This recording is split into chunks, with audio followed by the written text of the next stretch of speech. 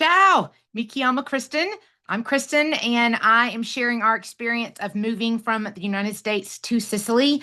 So I'm super excited to tell you specifically today about the three things I am bringing from America to Sicily. I am not going to try to buy them there, so stay tuned. Okay, so I know for a fact that there is an IKEA in Catania, which is really not that far from where our new apartment is in Sicily. We're in a place called Aquiloroni, which is near Messina. So, but we'll have to go through Catania no matter what. So I know for a fact that I can go to IKEA and be able to get a lot of the things that I need. But there are three things in particular that I am bringing from the United States because I don't want to buy them anywhere but from the United States.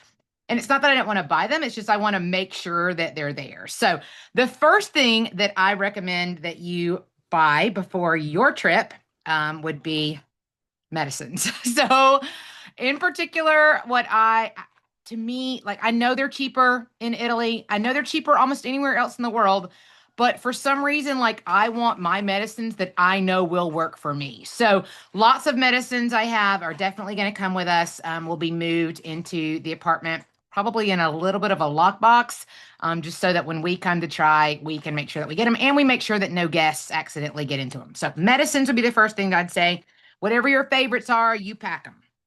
The second thing, maybe the most important thing for me, is ice trays. Okay.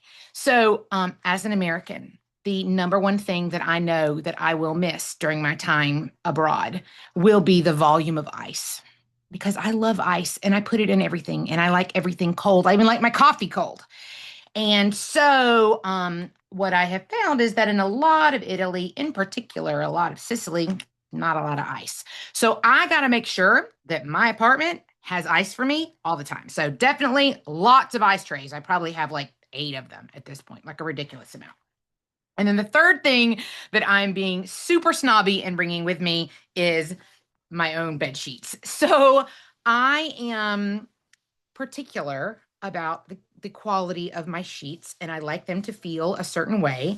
And when I have bought sheets in IKEA, for example, they do not feel this way. I also like sheets that are cooling. I like the ones that are like self-washing, which is such a dumb thing to say, but you know what I mean? Like they've got more of the stuff built in, so you don't have to wash them as frequently.